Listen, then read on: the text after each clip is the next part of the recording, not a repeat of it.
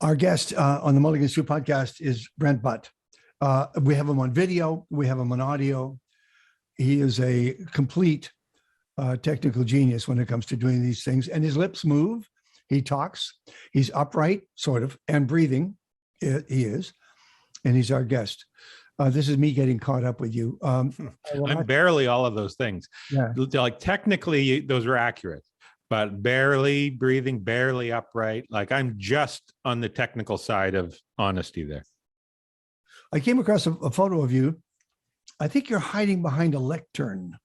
It was in Victoria, but I can't remember what the event was. It was a very funny moment. It's a great shot of you just ducking up on top, over top of a lectern. I think you were the host of something, and I was there bothering you, being just an maybe like a film festival thing, or maybe could have been. It could have been an Esquimalt sea shanty thing. Probably. You know me and my sea shanties. Here's what I need to know. First of all, are you safe and well? You okay? Yeah, all good. Knock on wood, all good. Do you have various parts of your life back now? Like other things that you maybe could not do when Corner Gas was ramping up and going, and when you had your workload surrounding you 365 days a year. Has your life changed? I feel like it's starting to. Like we just finished, my duties have kind of only recently finished on the final season of Corner Gas Animated.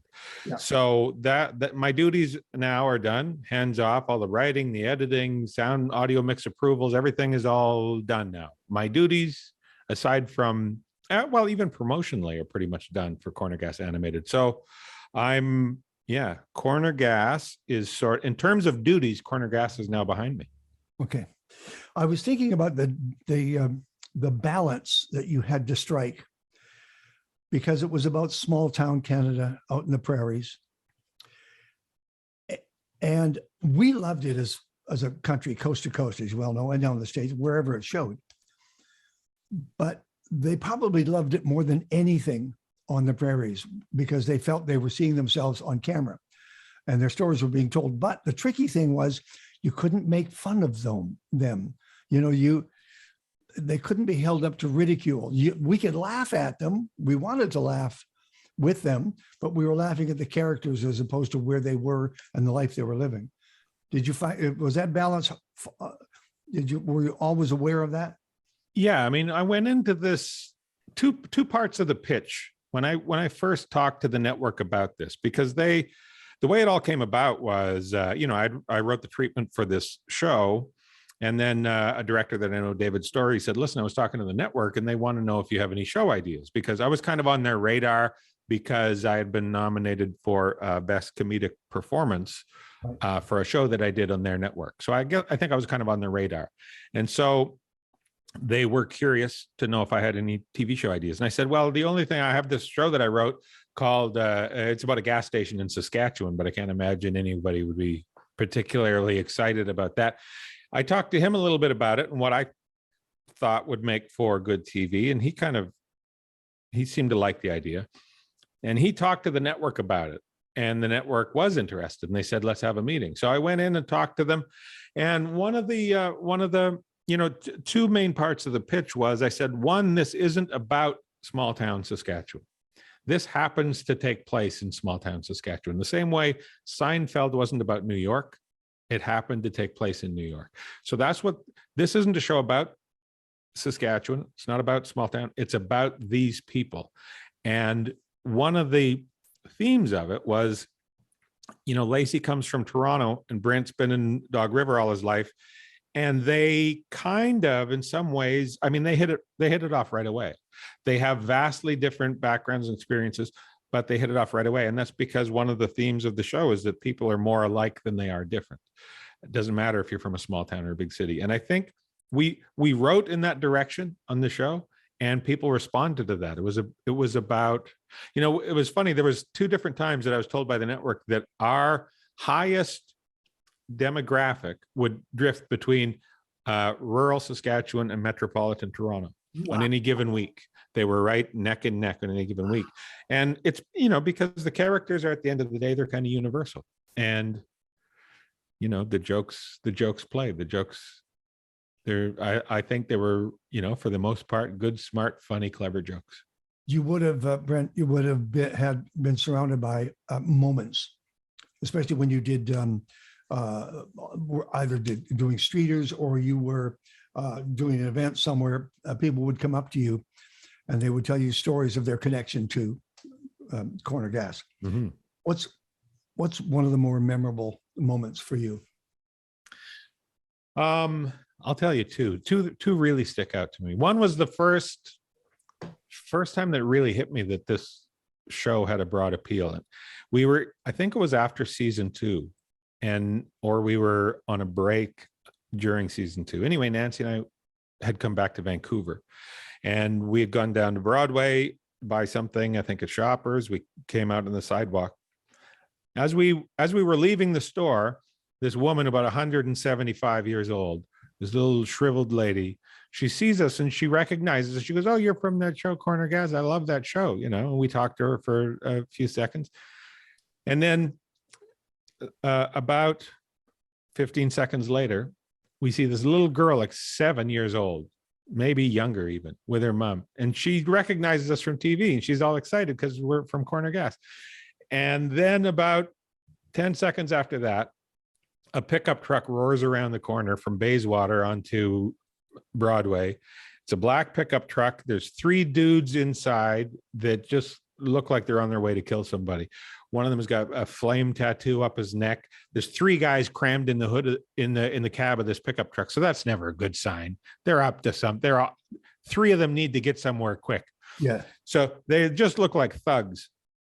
And one of the guys screams out of the window, "Corner Gas effing rules." I didn't say effing, but And so I stopped and I said to Nancy, "Well, that's everybody there. That's, we're covered here. Everybody from like 100-year-old women to 7-year-old girls to, thugs on their way to kill somebody. Everybody is on board this show." And then we got an email one time from some folks in the military who were over in Afghanistan, and they were in the process of being shelled. We get the story told to us. One day they were in the process of being shelled by the enemy. They were huddled and in a bunker, listening to the bombing going on outside. And somebody had a laptop with them and a DVD player, and they had Corner Gas, and they started playing Corner Gas, and they all huddled around and watched Corner Gas, and it made them forget they were being bombed.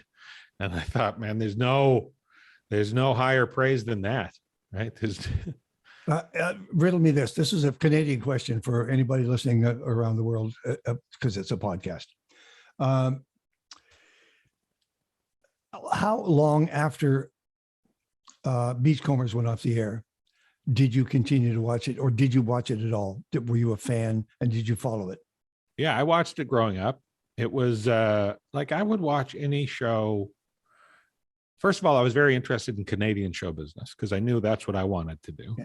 And so here was Beachcombers, very iconic show shot in Canada about these people who lived in Canada. They weren't hiding the fact that it was Canada. Yep. And so I was very interested in that. So yeah, I watched that. I didn't watch it religiously or faithfully, but I watched it fairly often. I asked that because I know that it'll run for a long time. I think so. I believe so. I often tell people I'm the new Gilligan. I am your new Gilligan. I know I'm built more like the skipper, but I'm the new Gilligan. And you are locked in time. We will always remember you as being so much younger. Yeah, with the more hair. I think it's alarming for people who only see me in episodes of Corner Gas and then they see me on the street. It's alarming. Because I have a giant head to begin with. Now there's more of it showing than ever before. Excellent. This is the MulliganStew Podcast. He is Brent Butt, the creator of Corner Gas and many things else. And by the way, one of the primary reasons why we came to talk to him, just to get caught up. But secondly, January the 21st, he's at the Arden Theater in St. Albert, Alberta. Did you know that? I did. Yeah. I'm excited to get back on the road doing some stand-up. and you will. You're going to be doing a tour, and we'll talk about that in just a second. Let me see if I have my numbers right here. Corner Gas, 2004 to 2009. The live action, yes. Yep. 107 episodes. The movie 2014, the animated series 2018, and you've wrapped that up. Yep. Now comes the book. Yeah, it's not. That makes it sound like it's a Corner Gas book, but no. But yeah, I've always liked the idea of writing a novel, and so when the pandemic hit and we were housebound more than usual. I mean, I'm a fairly housebound guy anyway, yep. But I thought, I've always wanted to write this novel, and if I don't do it now, when am I going to do it? Right? Yeah. So I sat down and wrote this. I've had this idea for a long time for this story, and I wrote it into a novel, and I'm getting really good feedback on it from people who have read it so far. Can you tease us? Give us a paragraph of. It's. Give me an elevator pitch. First of all, it's not a comedy. It's about comedy, but it's not a comedy. It's kind of a dark psychological thriller, which I think confounds some people when they find out that I wrote this. It's essentially a horror book. It's a dark psychological thriller about 3 comedians on the road. 2 of them slowly come to realize that the third, who is a very large fellow, large, powerful dude, they come to realize he is not wired up right. He's dangerous and has a tremendous capacity for violence.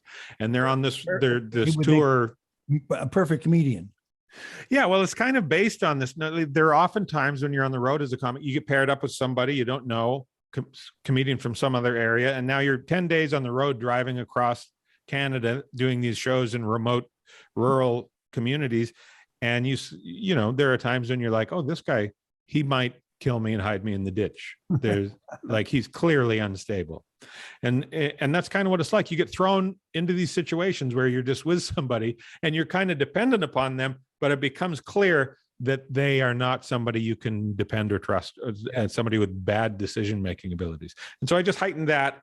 And this guy is basically, it becomes clear he's a killer. In my notes, I said novel, ? Memoir or thriller. I actually nailed one of the. I like to think that my memoir would be a thriller. Yeah. Like if you just charted my life, oh man, the peaks and valleys, the twists and turns. Look, he's having another sandwich. Speaking of comedians, we lost Norm Macdonald. Great guy. Just a great guy. Yeah. So funny. So uniquely funny. He didn't kind of fit. He was a square peg in a round hole in terms of comedy, but he was consistently funny.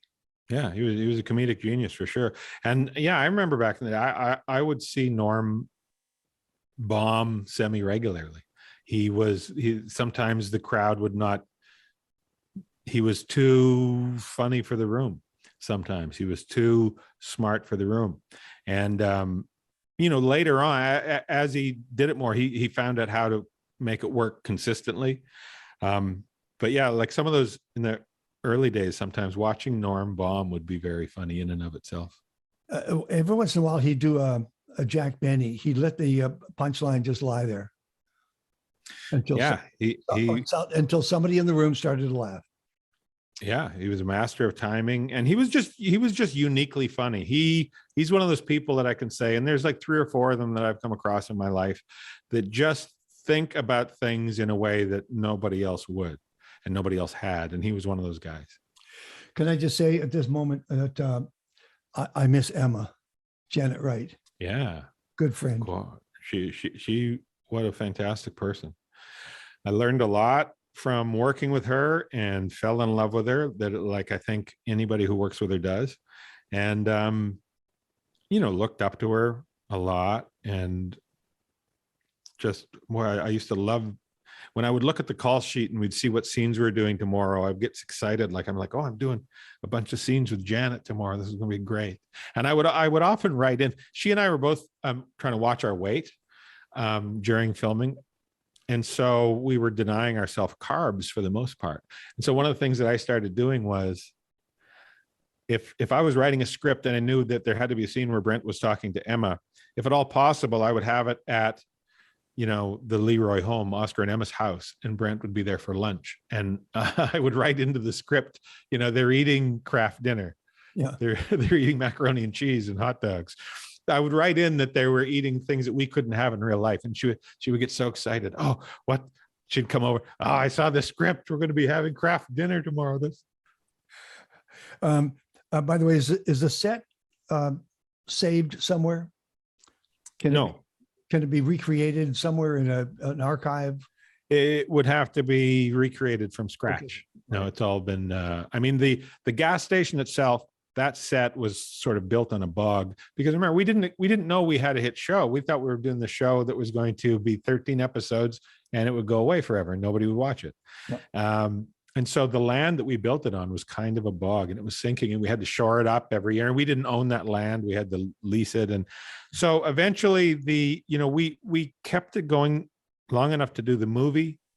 We hoped, and we got, I think, a couple of years or another year and a half after that, but then it was just unsafe. It had to come down. And all the other sets that were built in studio, they had to go. How close did you come to casting me as one of the leads? I'm trying to think of a term. I would have to consult the theoretical physicist to give me a term that sums up the vast distance between you and playing the part on Corner Gas. There's no number that quantifies that distance. I just wanted to qualify that. I now let me just do one of the things I said you got to do, Tara, and that is you start a Canadian tour January the 12th. Freeze your ass off tour across the country. Do you know where you start? I'm not sure where I start. I start in Ontario. I know. I'm not sure which Peterborough. Town in Ontario. Peterborough. Yeah, I know. I do a run through Ontario and then a run through the prairies. And you end up in. You go from Oshawa, then you have 4 whole days off until you arrive in Camrose on the 20th. That's right. Yeah. Camrose on the 20th, that far from Banff, and the 21st in St. Albert at the Arden. And then you finish up in Prince Albert Penitentiary. No, Prince Albert, Saskatchewan on the 23rd. Yeah, and all those dates, you can always go to my website, brentbutt.com, and there's a little See Brent Live button. Okay. Will you add to it, or are these the dates so far? Those are the dates so far. I'm not looking to add to it. I don't like to go on the, when I was a young guy, first starting out, I loved to go on the road for, 25 days out of the month. But now, I love my house. I've got a wife and a dog, and I love to be home. And so I don't like to go, for me, I always say to the booking agent, no more than 6 days away. And then it always ends up being 9 or 10, You always end up adding 1 or 2, but I don't like to go on the road for giant chunks of time. Is this all new material, or are there some things that new to who? Huh? New to who? It'll be all new to somebody. No, it's like it's a mix of like my material is always. It's never been like, and most comedians, it's not like, here's a new hour. Yeah. It's evolutionary. You write a new bit, and that bit, you work it, and it starts to take off, and it becomes an anchor in your act, but you're doing the same amount of time. So then something else drops out or gets shelved for a while. And so it's a evolutionary thing. So it's always, for me, it's always and I never know. I always make a point of I don't plan out every bit I do by rote. I'm going to do, here's the 19 bits I'm going to do in order to cover an hour of material. I like to go out and decide what bits I'm going to do based on the response from the crowd. If you do a sports bit and they're not rolling with it, you think, well, maybe I'll try some other stuff. If you do a sports bit and they love it, well, maybe you'll do some more sports stuff. So it's one of the things that I love. I've been doing stand-up for, I don't know how long, over 30 years, whatever. 1988 is when I first played a club. I did it in high school before that. But the first time I did it for strangers who'd paid money was 1988. So however long that is. So I've been doing this a while. And one of the things that keeps it fresh for me is that moment when you're waiting to be introduced and you have no idea what this crowd likes. I always say, like, if you get hundreds of individuals into a room, they become a brand new animal that has never existed before. And you don't know what it's going to do to win. What do you got to do to make this new animal like you, roll over and let you rub its belly, as opposed to attacking you and tearing you to shreds? And so I love that moment. It's like, what are these people going to like? And so I think about what I'm going to start with, and then I kind of change things up from there. Do they want to see some of your character from Corner Gas? Well, not really. I mean, my character on the show is so much like me. It's you. That it kind of is, and that was a conscious decision on my part in the beginning, because I was like, I don't know, my acting chops. I didn't have a lot of confidence in my acting chops. And I thought it's probably a smart move to make this character so much like me that he would respond like me in any given situation. That would increase my chances of this feeling authentic. And given our social situation these days, there's so much to you and me, and everybody else. Oh, how much do people want to laugh? I think people are keen to laugh. Yeah.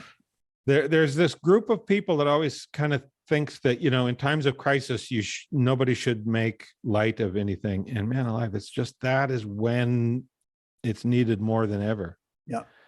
When things are all pumpkin pie and root beer, yeah, you don't need laughs. You need laughs when life is kicking you in the ribs. And, I remember Mel Brooks talking about that, about like making fun of Hitler and making fun of Nazis and making fun of, when you're faced with a horror, yep, the best thing you can do is laugh at it. It's like Freddy Krueger, it's that you take away its power as best you can by pointing at it and laughing at it. Yeah. And so I'm a big believer that people in times of crisis, I think it's good for us. It's good for the soul to laugh at something. Is it set up? It's been a long time since I've seen you do stand up. Is it set up punchline, or is it stories? It's more, I always just say that it's conversational. I have a few jokes that are kind of set up punchline jokes, but I try to do those in a very conversational way. I remember Seinfeld saying that he said, you always hear comedy you always hear stand-up as being referred to as a monologue, which technically it is, but it's much more of a dialogue. It's just you're the only one talking. The other people are making noises and responding, but not with words. But it's very much a back and forth. It's a dialogue. And for me, that's my natural style, is to be just kind of conversational. Sure. I go out and I chat. Do you take any questions from the audience? I do sometimes. It's been, there was one time when I was doing a theater show. It had been a while since I'd done a show. And for whatever, this rarely happens, but I kind of blanked. I was like, I didn't know what was I supposed to be talking about next. And while I was trying to search in my mind about my material, what should I do next? I just said, does anybody have any questions? And it became about a 15-minute Q&A session that was really fun and funny.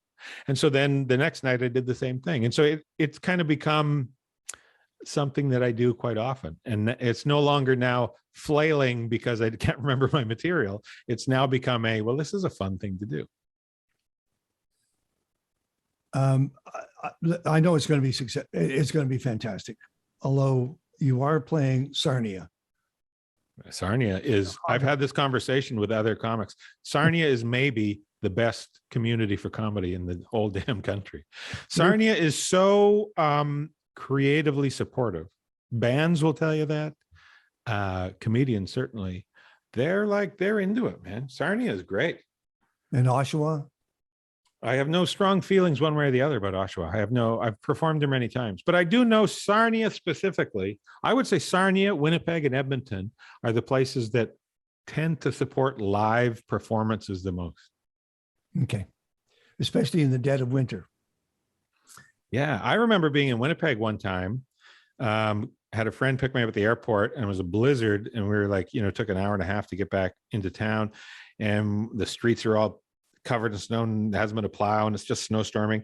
And as we're driving along, we get downtown and I see a lineup of people outside this club. And I was like, what the hell are they lined up in the blizzard for? And it was outside a theater. And he's like, well, this new play is opening.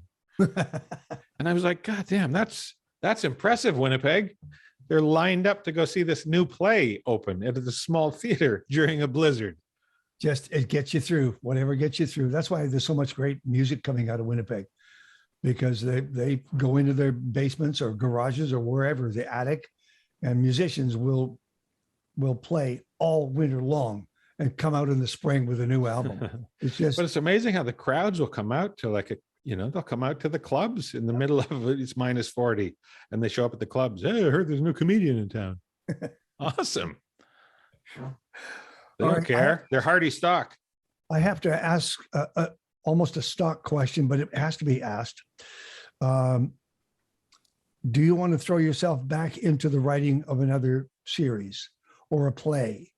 Or well, it's funny you say play, because I've always had this list of I have a list of things I want to write, and I've been very fortunate that I've been able to write everything now with, if this novel gets published, which it looks good. Yeah. But regardless, I've written a novel. And so the only other thing on my list that remains, because I've done stand-up, I've written TV, I've written film, and I've written a novel. And the only thing left is a play. And I love live theater. And I think it's kind of the most, of all the arenas of show business, it feels like it's the most magic to me. And I wrote, a couple plays in high school that were just done, locally. But for me to write a play that gets produced and staged professionally in an actual theater by real theater actors, very little thrills me more than that. Would you consider, Brent, a one-man show, just you on stage? I mean, I have considered it. I'm not particularly excited about it, because there's always for me, I get to scratch that itch by doing stand-up.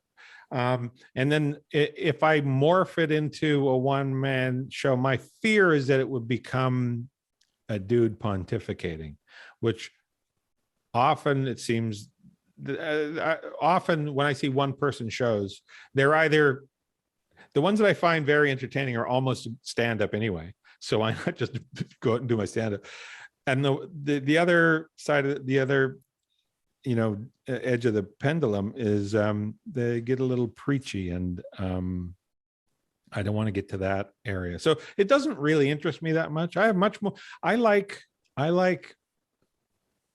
drama. I like seeing things dramatized. Yeah.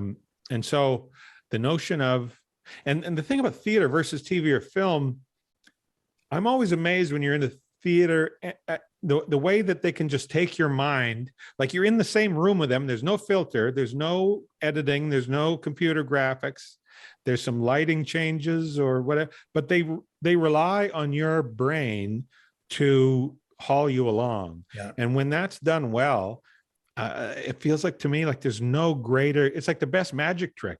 It's like you're watching a play and you're in a subway, the characters in the subway, and they take 2 steps over here, and they're on they're in bed in a hotel. Yeah. And it's been like they've 2 steps over and they said one thing, and now your whole mind is like, oh, they're in this hotel. But once they commit on both sides, from the stage and from the audience, then you've made that connection. And that's the special juice right there. It's the most, that's why I say it's like the most magic of any of the showbiz arenas, I think, for me.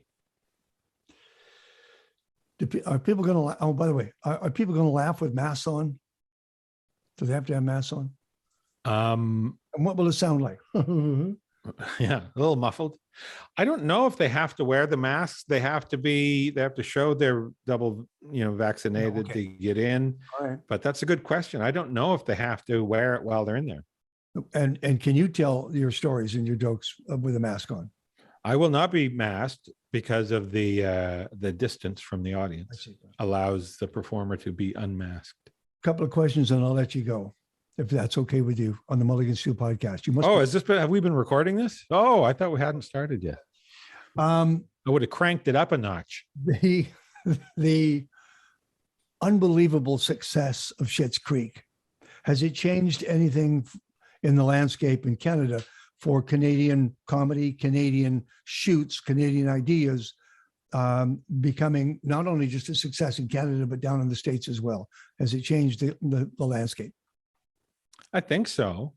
I mean, when I was a young kid growing up, and when I first got into comedy, and when I talked about doing sitcoms, it wasn't my end all be all doing sitcom. But if I ever talked about doing a Canadian sitcom, people always said, we don't do them here. We can't do Canadian sitcoms. And I always thought that's such a frustrating thing to hear because we can do them. We don't do them often, but we can do them. I remember like King of Kensington holds up. Like there's some really good jokes at King of Kensington. And Hanging In was a fantastic sitcom and it ran for a lot of years with really good jokes and great characters. So I knew we could do it. We just didn't do it often. And that's mostly a byproduct of economics. But I always thought we can do it. So don't tell me we can't do it. I hated hearing that. And so when Corner Gas came along, and it was a big hit, it was actually, here's one of the things I'm proudest of the Corner Gas. It was the only time in Canadian history where the number one comedy in Canada was from Canada. There were weeks where we were ahead of all the American sitcoms, and that had never happened before.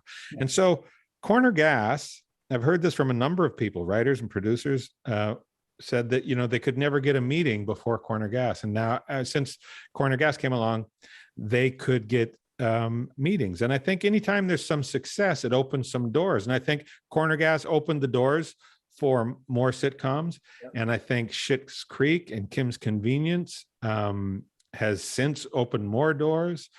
I think everybody's success, that's why it doesn't do anybody any good to be jealous, because everybody's success, everybody's going to get a taste. Everybody's going to get opportunities that weren't there before from somebody else's success. Okay. 2022 is good year for you? Is going to be a good year? Yeah, I think so. I always look forward to the new year. I'm one of these dopily optimistic guys, and I'm always like, oh my, now here it is. It's all rolled out in front of me. I'm always like, every year the Canucks are going to win the Stanley Cup. Every year the Riders are going to win the Grey Cup. I'm a complete, and it's like, yeah, my novel's going to get published this year. I'm just, why not be optimistic? Okay. Finally, anything in the room behind you there, that exotic locale you're in, that came from the set? Did you anything from the Corner Gas set? Let me have a look. We're in my little garage studio. I call it the game room studio. I have foosball and pinball, and this is a poker table that I'm at, but the poker table is also a production studio because I do a lot of editing and things like that out here. I don't think so. Not from Corner Gas. I don't know if you can see up. Can you see? Yeah, right up there. Yeah. Those two giant casino chips. Oh, yeah. The cushions made to look like casino chips. They were from the TV show that I did after Corner Gas that Nancy and I did called Hiccups that ran for 2 seasons. Those were on an episode. And so I pinched those while we were filming. I said, I'm taking those. I got to have those. I thought maybe you'd bring us the Corner Gas sign or something like that. Something. No, CTV has that in their boardroom. I see. That's in the boardroom in Toronto. So that's one of the things I've heard from friends who've gone into pitch shows. They're like, it's a little intimidating. You go in to pitch to the executives and they're sitting underneath a Corner Gas sign. And they're like, yeah, is your show going to get 1.5 million people every week? Will the book, will the thriller be out in time for Christmas next year? I don't know. I'm new to the publishing industry. I don't know how any of these things work. It would be good if you could. Wouldn't it be good? I would like that. Yeah. Okay. It's the tentative title is Huge. That's the working title. It's called Huge. So if you see a book called Huge, and then my name in little letters down below, because I didn't want to put Huge and Butt right beside each other. I didn't think that would look good. Huge Butt. You know, like when you have King Cujo, right? How they do that. Yeah, you couldn't do that with Huge Butt. So, but the thing is, down in the States, that book will be called Huge. You know that. Right. With a capital Y. Huge. Huge win. And all the U's will be taken out, like in the word color and neighbor. And I will remind the audience that starting January the 12th, Brent Butt will be on stage across this country, the great vast nation of ours, sea to shining sea, waving fields of wheat and beaver. January the 12th in Peterborough, and Brantford and Oakville and Sarnia and Oshawa. And then January the 20th in Camrose, and January the 21st at the St. Albert. No, at the Arden in St. Albert. Yeah. And then finally, winding up in Prince Albert. In Prince Albert, January 23rd. PA, as we said, growing up. Yep. Thank you very much for this. Oh, my pleasure. Always lovely to talk to you. Thank you. I will be around. I'm not going away. I hope to see you or Is that a threat? or talk to you again in the very distant future. That sounds like a threat. I got to tell you, I'm intimidated by this. I'm not going anywhere. You will see me again. Merry Christmas. Happy New Year. Have a great 2022. You too. All the best to you and Yorn. All right. Hold on.